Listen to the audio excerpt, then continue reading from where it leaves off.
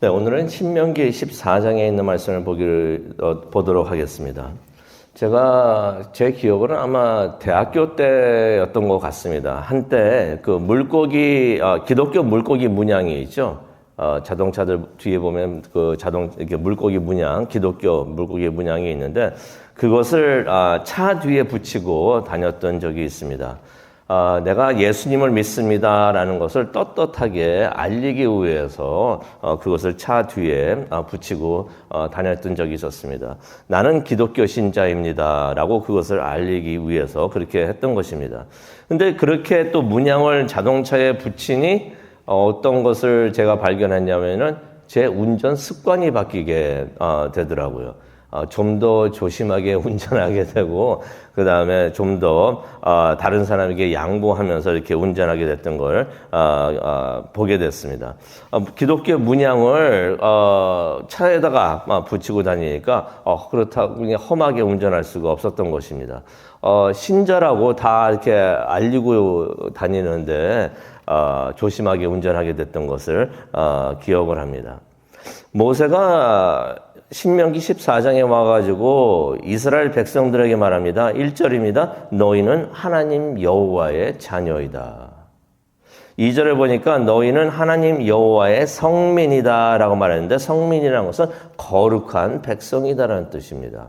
너희는 하나님 여호와의 거룩한 백성이다. 이스라엘 사람들이 하나님의 자녀이고 하나님의 거룩한 백성이니 이제는 앞으로 이제 가나안에 들어가서 하나님 자녀답게 살아라는 것입니다. 하나님 자녀답게 또 하나님의 거룩한 백성답게 행동하고 또 그러한 격에 맞게 앞으로는 살아라라고서 말을 해주는 것입니다. 그래서 오늘 말씀을 보면서 어떻게 사는 것이 어떻게 하는 것이 하나님의 자녀에 맞는 하나님의 거룩한 백성의 그 격에 맞는 삶인가 우리가 보도록 하겠습니다. 그런데 거룩하다라는 의미를 우리가 또 분명히 알아야 하는데요. 거룩한 백성이란 어떤 의미가 있는가? 하나님이 하시고자 하는 일에 그 일을 위하여 특별하게 구별된 사람들이라는 의미가 됩니다. 하나님께서 이스라엘을 많은 민족 중에서 특별하게 선택을 해 주셨는데 그 특별하게 선택을 해 주신 것은 이스라엘 민족 뿐입니다.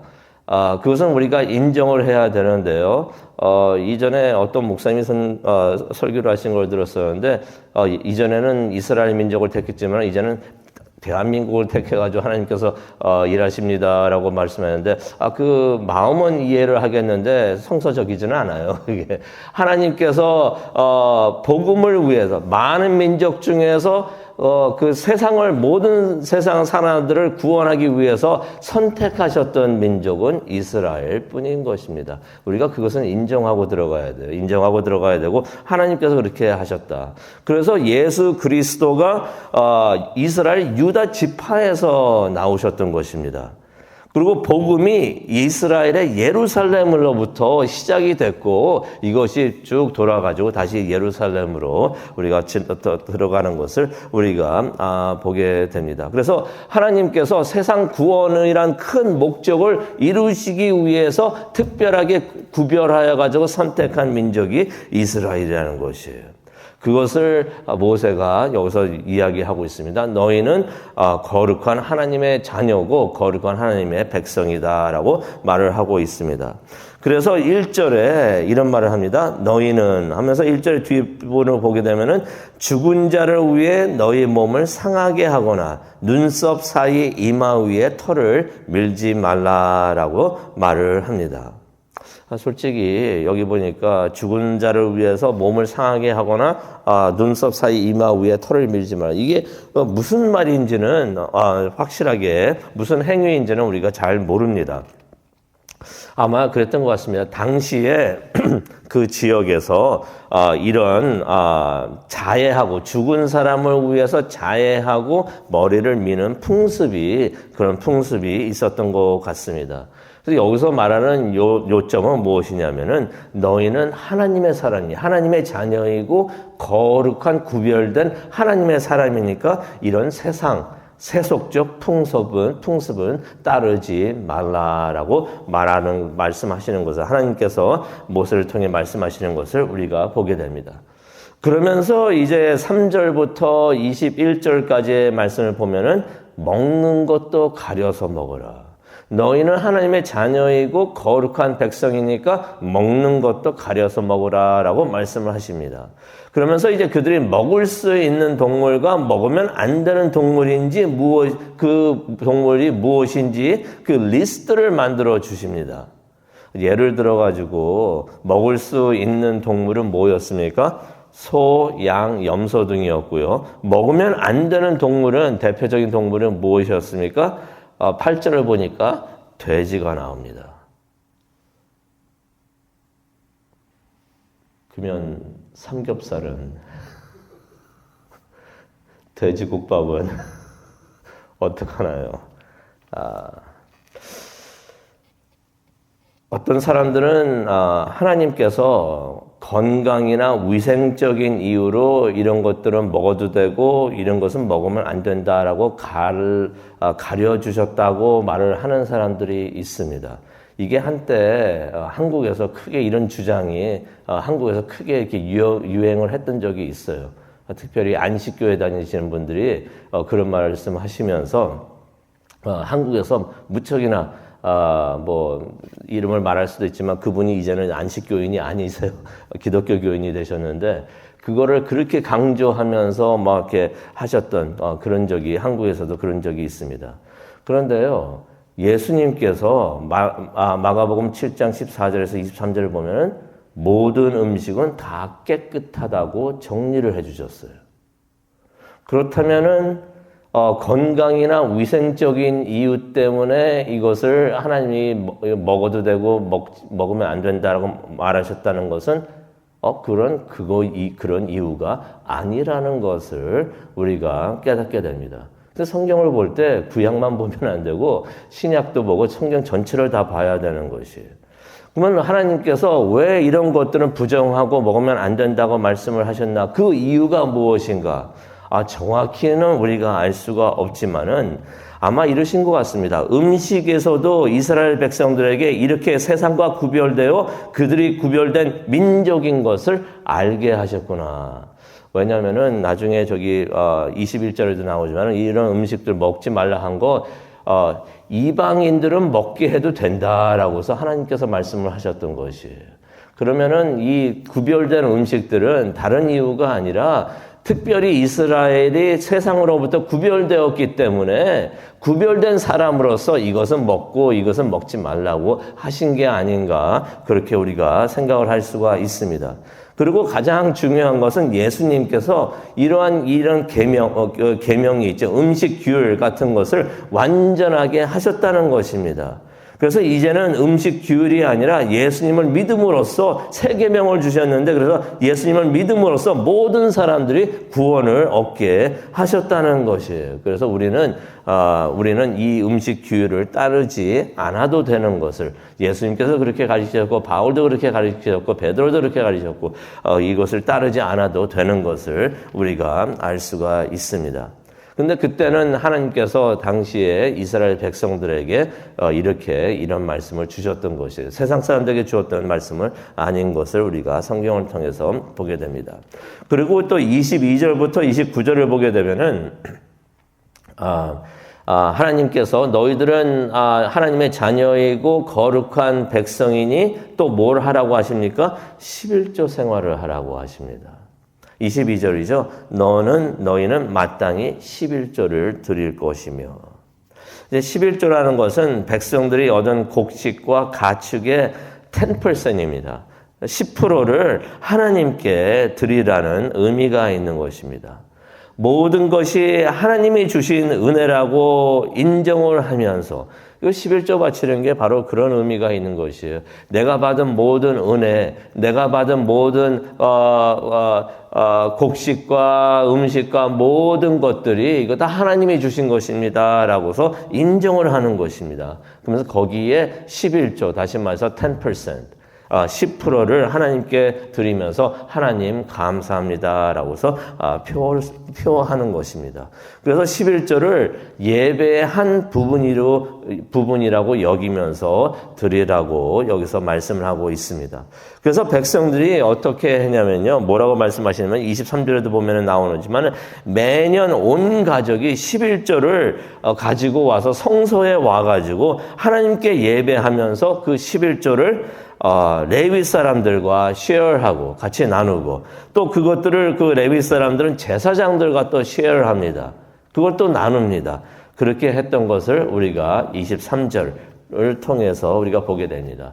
하나님께서 모세를 통하여 그렇게 하라 말씀하시는 것을 우리가 23절을 통해서 보게 됩니다.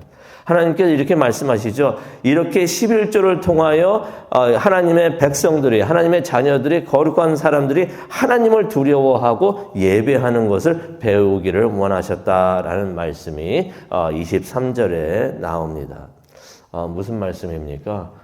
하나님의 은혜 아니면은 하나님께서 도와주지 않으셨으면은 내가 이런 샐러리 봉급도 못 받고 음식도 못 받고 곡식도 못 받고 이런 가축도 못 갖게 됩니다라고 생각을 하면서 두려워하면서 하나님 아니면은 아무것도 내가 가질 수가 없습니다라고 인정을 하면서 하나님께 감사하는 표로 11조를 바치라라고 말씀을 하시는 것입니다. 이게 참 중요한 것이 우리가 감사하는 것을 잊으면은 어떻게 하게 됩니까? 이게 하나님의 것이, 하나님이 주신 것입니다라고 하면서 하나님께 감사하는 것을 잊게 되면은 이건 내가 다 한 것이다 라고서 생각을 하게 될 수가 있다는 것이. 그러면 자만하게 됩니다. 근데 자만하게 되면 어떻게 됩니까? 하나님께서 반드시 훈계하십니다. 훈육을 하십니다. 야고보서 4장 6절에도 나오죠. 하나님은 교만한 자를 물리치신다라는 말씀이 있는 것입니다. 그런데 이렇게 생각을 해볼 수가 있어요. 성소까지 가지고 와서 거기서 레위 사람들하고 나누고 또 레위 사람들은 또 제사장들과 그 모든 걸 나눠서 또 함께 먹어라라고 말씀하셨는데 그러면 성소에서 멀리 사는 사람들은 어떻게 하는가? 곡식들과 짐승들을 성소까지 가져오려는 것이 그게 쉬운 일이 아닌 것입니다. 또 가지고 온다고 하더라도 가지고 오다가 상할 수도 있는데 채소도 상할 수가 있고 그렇게 하는데 그러면 어떻게 하는가? 24절과 26절을 보게 되면 그런 경우에 대해서 말씀해 주시죠. 그런 경우에는 그것을 돈으로 바꾸어 가지고 그 돈을 성소로 가지고 오고 성소에 가지고 와서 그 돈으로 먹고 마실 것을 사서 그것을 즐겨라라는 말씀이 24절에서 26절까지 나오는 것입니다. 그러면서 또 27절에 보니까 그때에도 레위 사람들을 챙기고 그 레위 사람들과 그 먹고 마시는 것을 나누어라 라고 쉐어해라 라고 말씀을 하시는 것입니다. 이유는 그렇습니다. 레위 사람들이 하나님의 일을 하는 사람들이고 그래서 그들에게 하나님께서 사업이나 땅을 가지고 있게 하는 일을 안 하셨기 때문에 그들과 그것을 나누어라 라고 말씀을 하시는 것입니다. 그리고 또 29절에 보니까 3년마다 두 번째 11조를 하나님께 바치면서 또 말씀하십니다. 레위 사람들하고 그것을 쉐어하고 그뿐만이 아닙니다. 외국인들 29절을 한번 보시게 되면은 거기에 보면은 내 성중에 거류하는 객과라고 말하는데 누구를 말하고 있습니까? 이거 외국 사람들을 말하고 있는 것입니다. 다시 말해서 이민자들을 말하고 있는 것입니다. 레위 사람들을 챙기고 외국 사람들, 이민자들을 챙기고 또 누구를 챙기라고 하십니까? 고아도 챙기고 과부들을 챙기는데 이들이 배불리 먹게 하라라고 말씀을 하십니다. 그래서 이스라엘 백성들에게 이렇게 또 11조를 바쳐라라고 말씀을 하시는 것입니다. 그러면 그런 생각이 들 수가 있습니다. 이렇게 11조 계속 바치고 이게 다 주고 나면은 나는 뭘 먹고 사나? 이거 먹고 살기도 힘든데 나는 뭘 먹고 사나라고 생각이 들 수가 있습니다. 그런데 하나님께서 29절에 이런 말씀하십니다. 이스라엘 백성들이 그렇게 다른 사람들을 챙기면은 관대하게 챙기면은 하나님께서 축복을 해주시는데 어떻게 축복을 해주십니까? 이스라엘 백성들이 손으로 하는 모든 일들을 축복하셔가지고 그들이 넉넉하게 남을 도우면서 살 수 있도록 하나님께서 넉넉하게 채워주실 것이다 라는 말씀을 29절에 하는 것입니다. 이제 말씀을 마치고 이제 기도하는 시간을 갖기를 원하는데요. 제가 성도님들에게 한번 여쭤보겠습니다. 그동안 하나님으로부터 받은 은혜가 많으십니까? 많은 은혜를 그동안 하나님으로부터 받으셨습니까? 신명기 16장 17절에 나오죠. 하나님께서 복 주신 만큼 하나님께 감사하며 드려라 라고 말씀을 하십니다. 그리고 감사하고 드릴 때 그 드리는 손을 하나님께서 더 축복하여 주신다라고 말씀을 해 주시는 것입니다. 그런데 요즘 기독교 신자들도 많은 이런 질문을 하죠. 근데요, 이거 꼭 지켜야 합니까? 11조 꼭 해야 됩니까? 라고 말을 하는 분들도 있습니다. 그런데 저는 그렇게 생각이 들어요. 그런 마음 생기면 이거 안 해도 됩니다 라고 말씀을 드리고 싶어요. 안 해도 됩니다. 그런데요, 만약 우리가 여기 신명기 14장을 통해서도 알 수가 있는데 하나님께서 뭐라고 말씀하십니까?